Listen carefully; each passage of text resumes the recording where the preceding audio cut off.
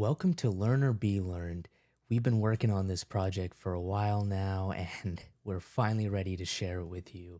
It's been under works for a good minute, and if you're on YouTube or Spotify, congratulations, you're watching the first video podcast of Learn or Be Learned. This is the setup that I've been working on. This is the other project for season 2. Season 2 is going to have video podcasting, but before that, this is the mini series about real estate and real estate investing, mindset, all of that with my two good buddies that are great realtors. They share not only their mindsets about buying your first home, buying your first rental property, the mindset of scaling and money and how all this works. But it's also the first time that we got to do a big project together, got to do a whole video podcasting, and I learned a lot. That's kind of why that's why everything's been so inconsistent, I could say. So, I appreciate your patience and your support and, sharing these videos and episodes. And I'm really excited to share this with you guys, honestly. And, please let me know what you guys think. And, without further ado, let's get right into this mini series, 6 episodes. We actually recorded them all in one batch. And, rookie mistake, live and learn. But I cut them in segments, but I didn't properly address the ending of each episode. So some of the episodes are like, some of the episodes have oh, all right, catch you in the next episode. And then some of them are just cut right there abruptly. So, live and learn, but I think it was still really awesome, which I'd love to hear what you guys think. And, without further ado, let's jump right into it. Thanks. All right, welcome back, everybody, to a interesting and awesome episode. As you can see, it's a little different. We have this awesome studio set up thanks to these two great friends of mine, Ramu and Nithin. They are both realtors, and he came all the way from Austin. Nithin drove down here, and Ramu and I have been friends for a while now, and he wanted to also hop on and share some knowledge. I'm so glad to have you both on here. If you guys could just share a little bit about yourselves so the audience knows, that'd be great. Yeah, definitely. So thanks for having us here, Shiva. Ramu, thanks for having us in your beautiful house. So my name is Nithin Thomas. I'm from Austin. I currently have a real estate company that I run called Nithin Thomas Consulting. It is part of JLA Realty, and we provide real estate consulting services from the front end to the back end, and we're known for basically being by your side every step of the way. Very Awesome. nice. Well, I'd sign up with you. My name is Ramu Velu. I am also a realtor. I'm with Team Velu Realty, a brokerage owned by my dad, Velu Raman. Our family's been in the real estate business in DFW for over 15 years. Not only do we support people with the traditional brokerage services, like buying and selling homes, we have a sister company that helps people invest in real estate, which is our primary bread and butter. For example, assets under management, or the amount of money that people have invested through us, is north of $25 million. So just to kind of give you an example of where our company is, we've been around the block and we've helped several people get very close to retirement through passive income through real estate. So I'm very excited to be here with my two good friends, Shiva and Nithin, to talk about real estate. Yeah. Let's get started.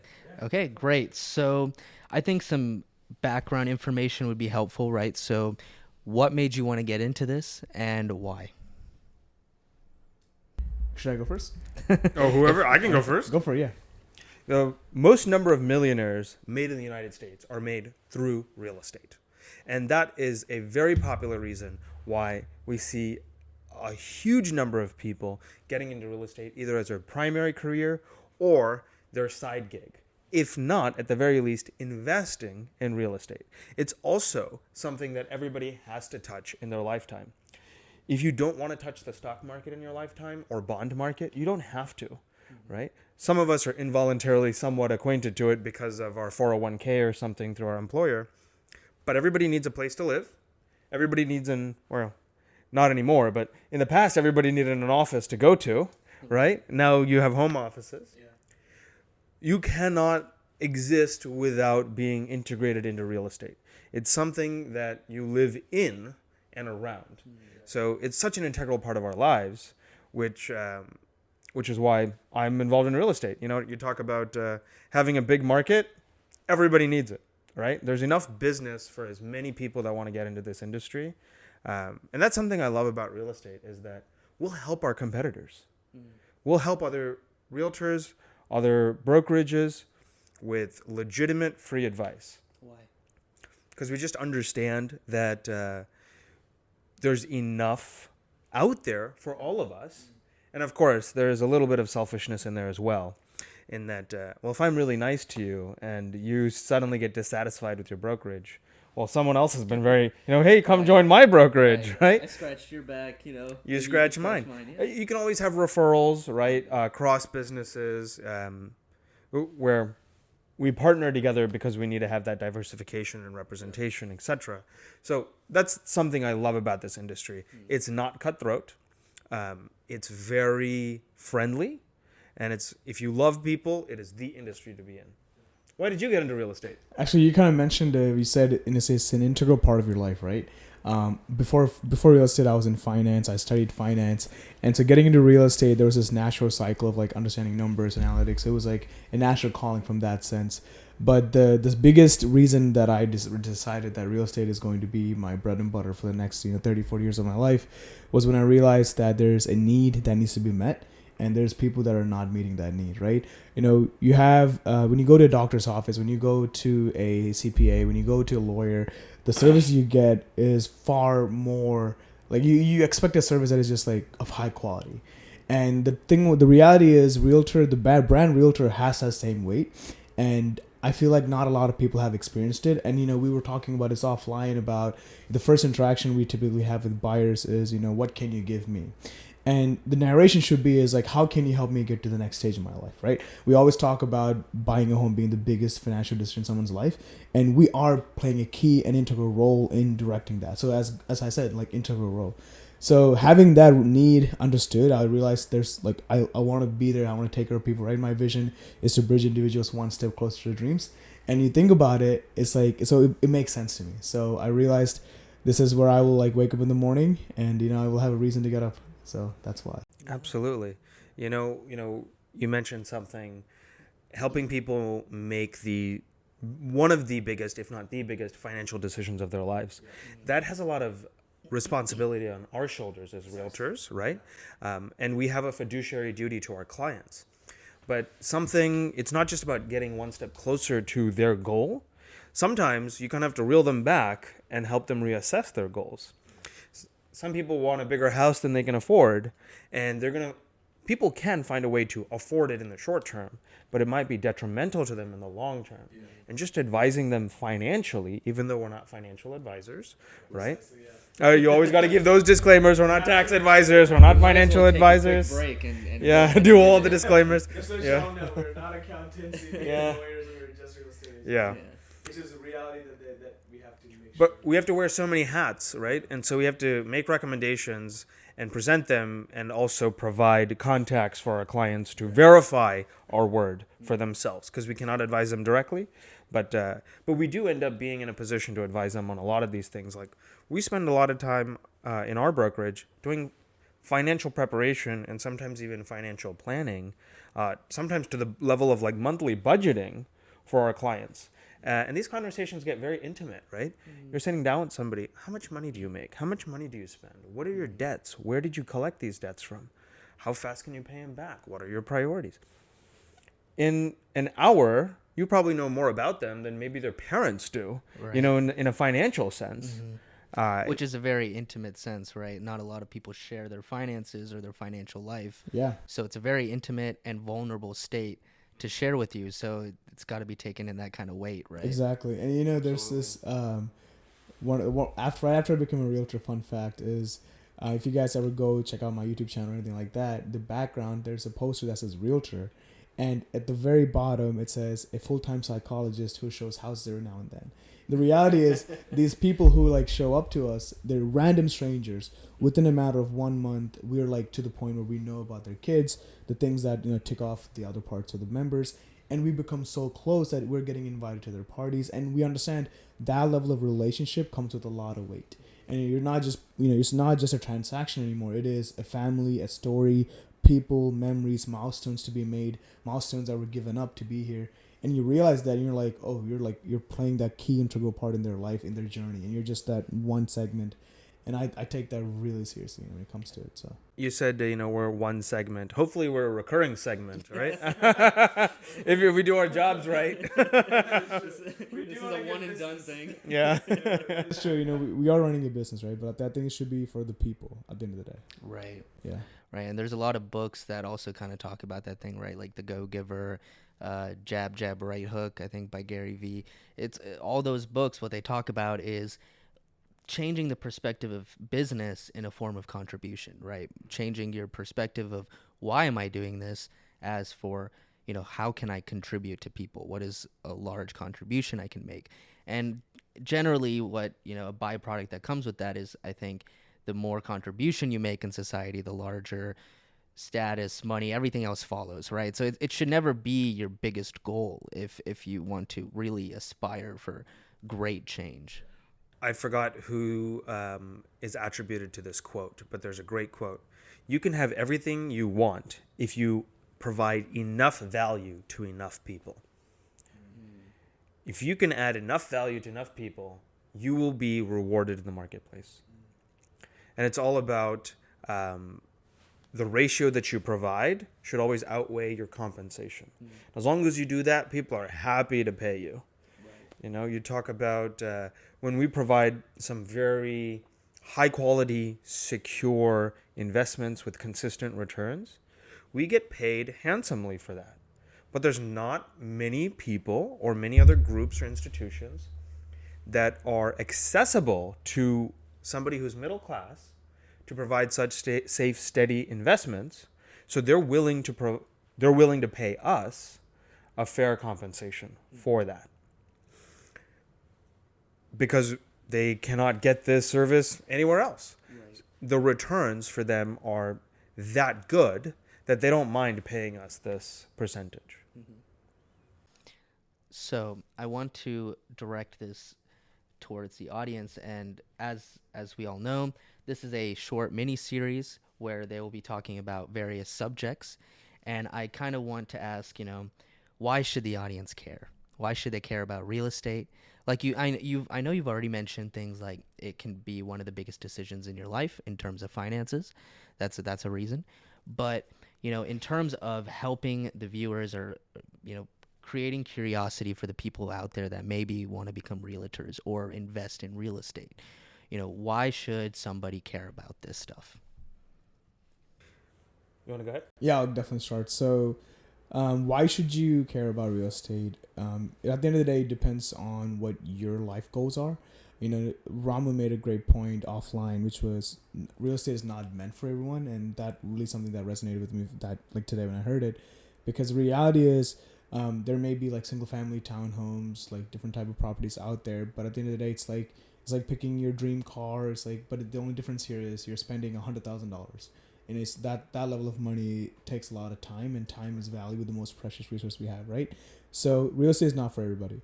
It takes a different breed of people with a different type of mindset, a different type of values that are looking into real estate. There are investors, buyers, flippers, people who want to, like Zillow, for example, who literally was a tech company that got into flipping and obviously turned that into a big flop.